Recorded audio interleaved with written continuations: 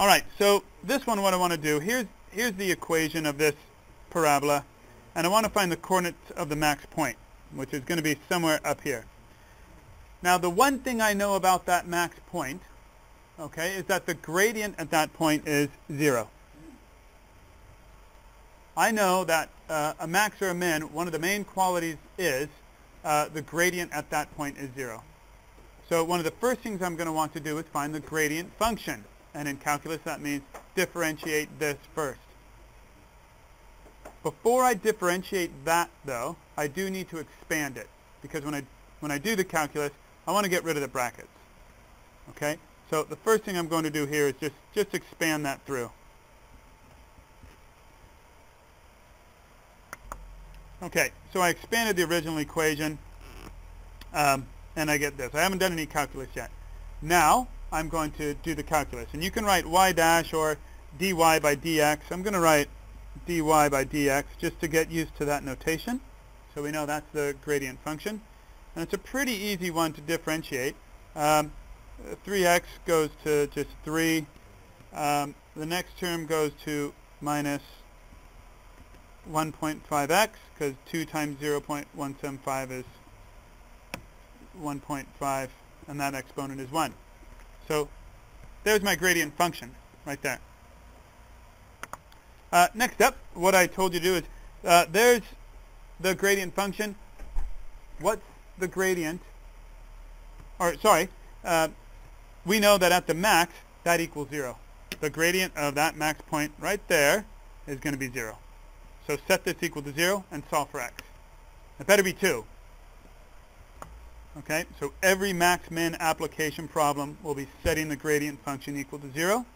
Now we'll solve for x here. Not too difficult. 3 becomes negative 3. Don't forget that negative sign for 1.5x. And solving for x means I'll divide negative 3 by a negative 1.5. And I think I get 2.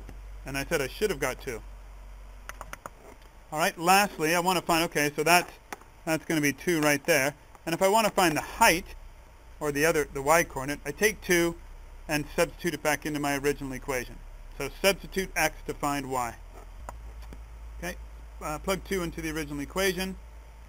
And for the value of y, I get, okay, so my coordinate, when x equals 2, y equals 3. Not always going to be nice whole numbers like that. Okay? So there's one example. So moving on, let's look at a more difficult problem. Okay, hello. Before we start working on this, here's some written notes on how to solve the second type of example that I have here. Okay, not the first example, but the second one. Here's some just written notes to help you through. First thing we're going to do when we have these type of max-min problems is we're going to form 2 equations that represent the problem using 2 unknowns, x and y or whatever. And I just came up with these to start us off with. Now this part right here, that could usually be one of the hardest parts of the whole problem because we've got to form these equations. The next thing we do is we have to rearrange one equation to get a subject by itself, to get y by itself. Okay, and it's usually the equation that we're not trying to maximizing. Say it's asking what the maximum area is. Well, I'm not going to rearrange that formula. I'll rearrange the other one to get y by itself. Next step, why I do that, is I'm going to take that expression and substitute it into the other equation that I'm maximizing. So I have y by itself here. I'll take that expression of y and cram it in there into the other expression that I did right here. Okay, so that's that y, that's the expression for y, plugged in here, and I get that.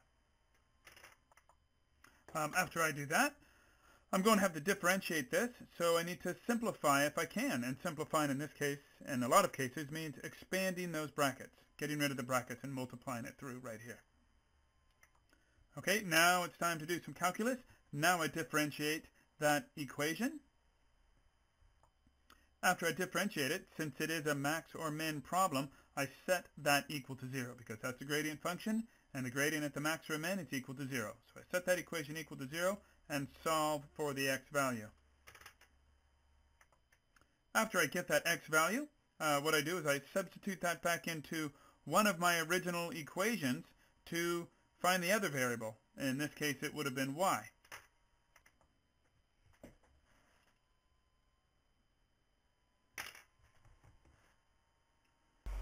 And in this example, in case you're wondering what this is, it's an overhead view of a chicken coop. Here's the fence that I want to build. I've got 25 meters of fencing wire. Here's the existing wall right here.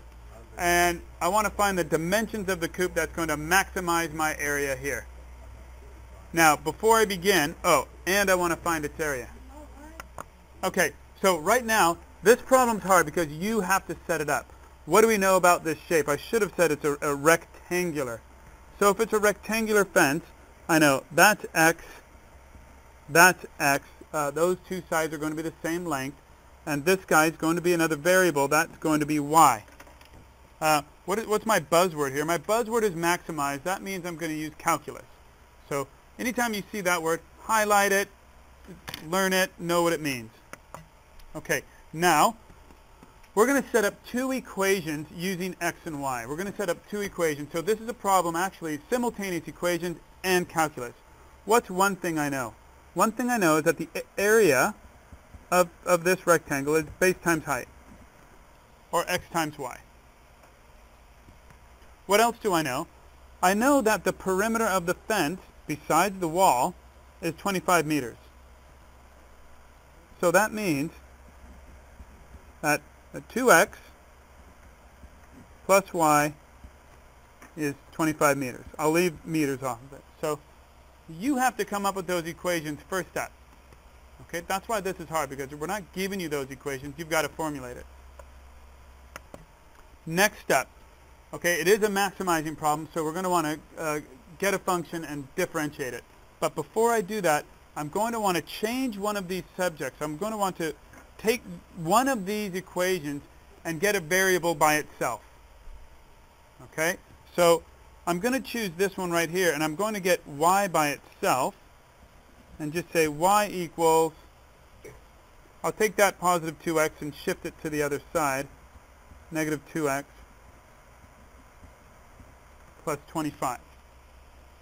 Now why I'm doing that is because I want one equation with one variable. I don't want two equations with two variables. So right now what I'm going to do is take this expression right here, which is equal to y, and substitute that into my area formula for y. Why am I doing that? So I just get an x. So when I do that, I get area equals x times, what does y equal? Negative 2x plus 25. And I'm going to go over the written version of these notes in a minute. Now I can expand. Haven't done any calculus yet.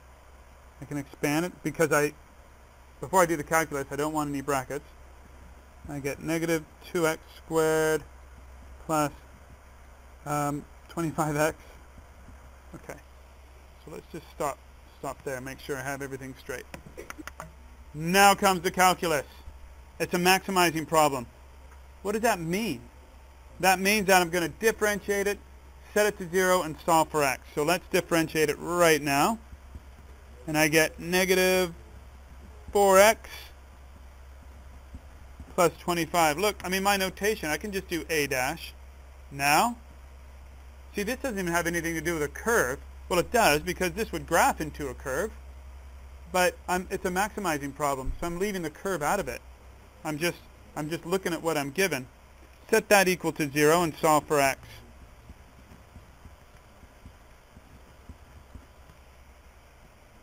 Okay. That's not too hard to solve for x. I take the 25, shift it to the other side, and get negative 25 equals negative 4x. Divide by negative 4. And I think I get 6.25. Okay. I'm almost there. Okay. Once you get one value of x, go back to the problem and read what they're asking for. What do I want? I want the dimensions, meaning x and y, and I want its area. Now you go back and you say, well, I want the dimension, so which equation am I going to plug it into to find y? I'm going to plug it into this one right here. So those two equations you write in the beginning of this problem are extremely important. So 2 times 6.25 plus y gives me 25. I solve for y here. Getting there.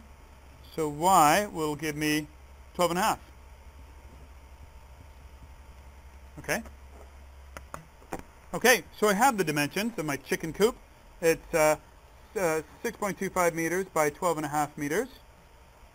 And the last thing I need to do is find the area. Well, the area is just base times height. I have it right there. Okay, so my area is 6.25 times 12.5.